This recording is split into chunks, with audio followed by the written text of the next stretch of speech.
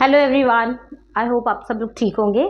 और मैं अब पार्ट 2 स्टार्ट करने जा रही हूँ सर्च फॉर जेनेटिक मटेरियल का।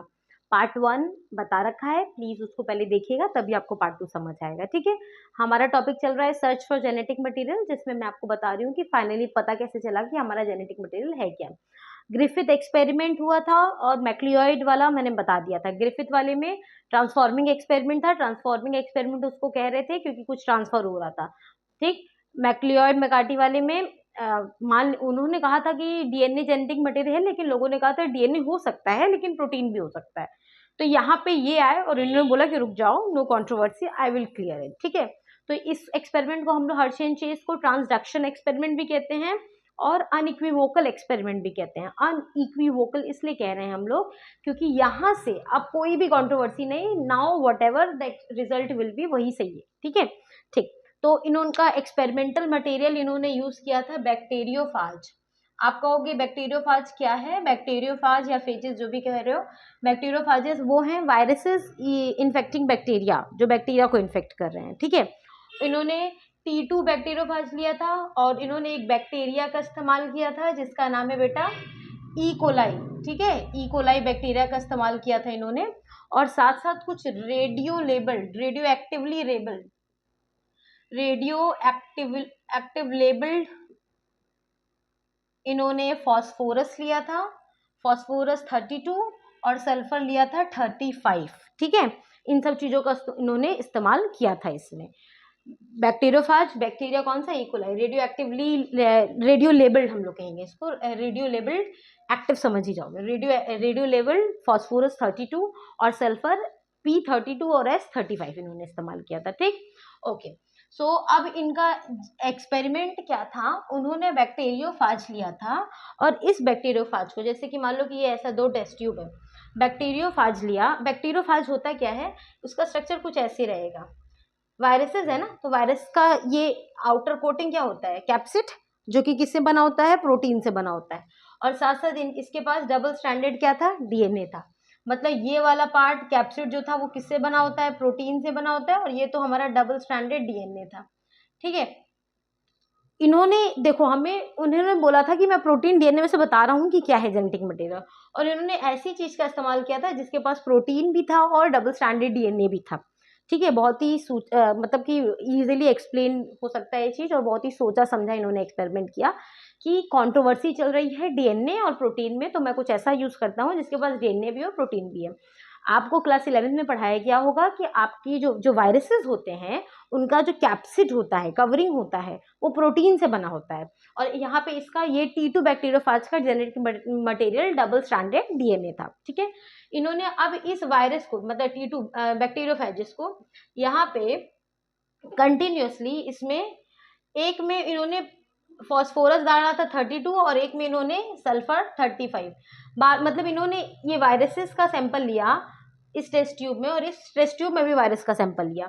इसमें इन्होंने कंटिन्यूसली बहुत सारी जनरेशन तक फॉस्फोरस डाला जो कि रेडियो एक्टिवली लेबल्ड था, और इसमें इन्होंने सल्फर डाला जो कि रेडियो एक्टिवली लेबल्ड था।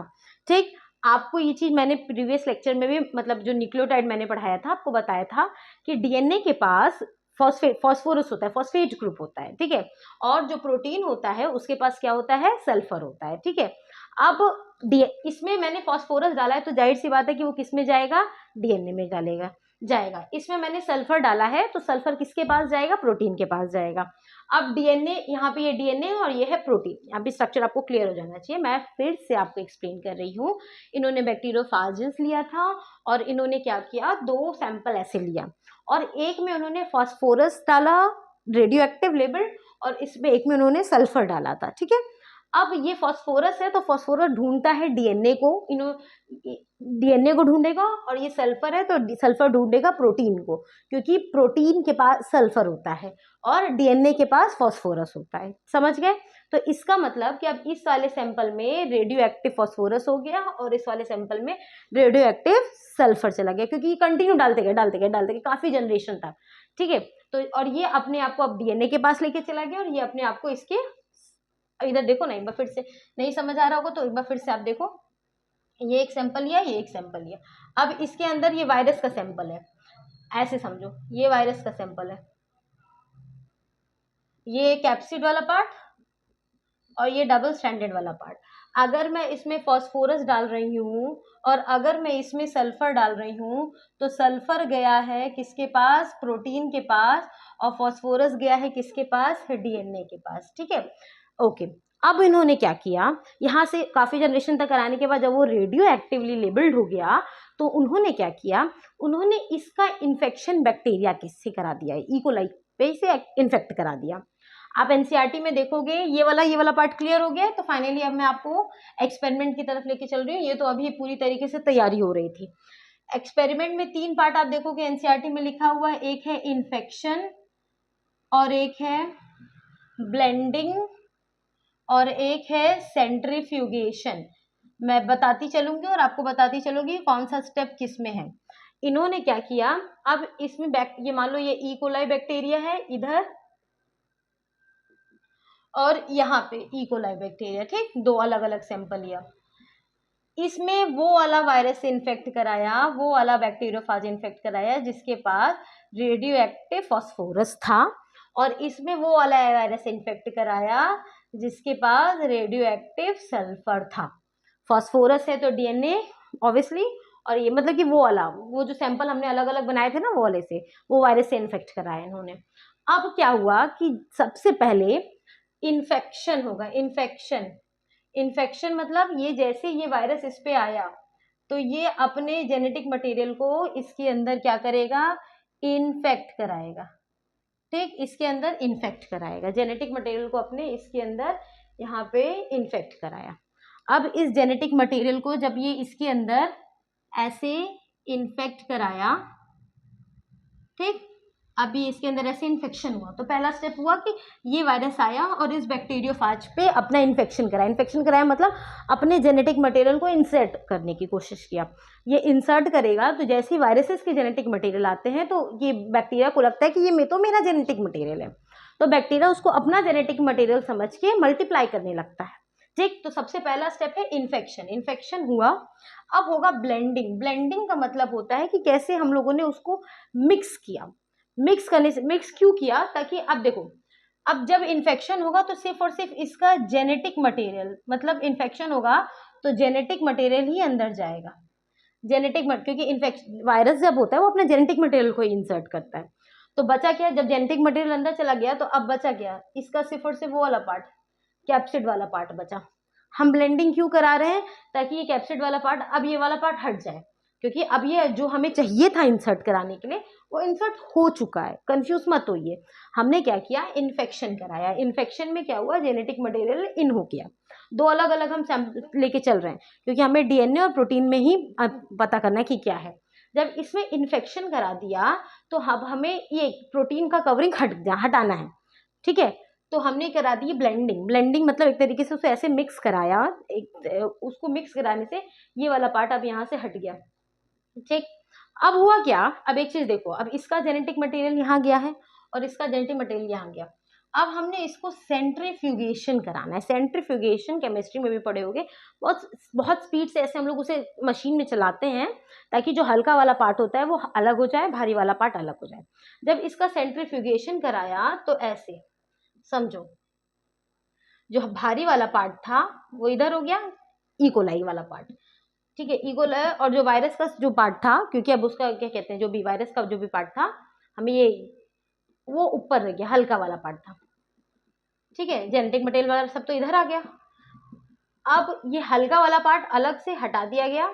हमें बैक्टीरिया वाले पार्ट को चेक करना था कि जो बैक्टीरिया वाला जो पार्ट आया है हमें चेक करना है कि किसके पास, इसमें हमने फॉस्फोरस डाला था तो फॉस्फोरस, ये पता है कि फॉस्फोरस जाएगा डीएनए के पास। सल्फर पता था तो सल्फर जाएगा प्रोटीन के पास, और प्रोटीन यहाँ से हट चुका है। ठीक है, जब इन्होंने इस वाले पार्ट को चेक किया तो इसमें पाया गया कि फॉस्फोरस रेडियो एक्टिव पाया गया, लेकिन जब इसमें इसको चेक किया गया तो इसमें कोई भी रेडियो एक्टिव चीज नहीं पाई गई। बेटा देखो, इसमें वही चीज होगी, डीएनए वाला ही पार्ट होगा, है ना, क्योंकि जेनेटिक मटेरियल ही इंसर्ट करेगा। इसमें डीएनए वाला पार्ट, इसमें भी डीएनए वाला, इसमें पार्ट भी। इसका डीएनए क्या पाया गया, रेडियो एक्टिव लेबल्ड पाया गया, और इसके डीएनए में कोई भी रेडियो एक्टिविटी नहीं पाई गई। तो देखा गया कि इसका मतलब कि ये जो वायरसेस थे, इसने अपना जेनेटिक मटेरियल डाला इसके अंदर, इसके पास रेडियो एक्टिव जेनेटिक मटेरियल था और इसने इसमें इंसर्ट किया और हमें यहाँ पे रेडियो एक्टिव जेनेटिक मटेरियल दिख गया। इसने सल्फर डाला और सल्फर तो प्रोटीन के पास गया, तो इसका मतलब, और यहाँ पे प्रोटीन नहीं, यहाँ पे सिर्फ और सिर्फ प्रोटीन वाला पार्ट तो घट गया, कैप्सिड में था, कैप्सिड तो यहीं से हट गया। तो इसका मतलब कि यहाँ पे ये जेनेटिक, मतलब कि इसमें रेडियो एक्टिविटी नहीं शो हो रही है। इसका मतलब कि इसके प्रोटीन वाले पार्ट में था रेडियो एक्टिविटी और प्रोटीन इंसर्ट हुआ ही नहीं।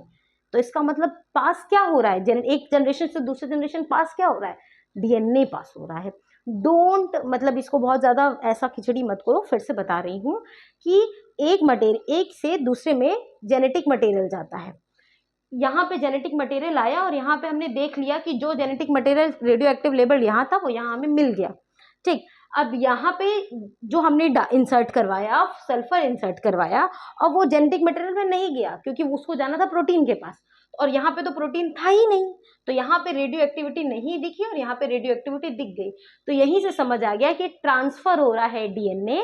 तो यहाँ से क्लियर हो गया कि हमारा जो है जेनेटिक मटेरियल वो क्या है, डीएनए है। आई होप अब मैं इसको कॉम्प्लिकेट नहीं हुए हो आप इसमें, और आपको ये समझ आ गया होगा। अगर आपके पास कोई भी क्वेश्चन है तो please ask in the comment section. Thank you.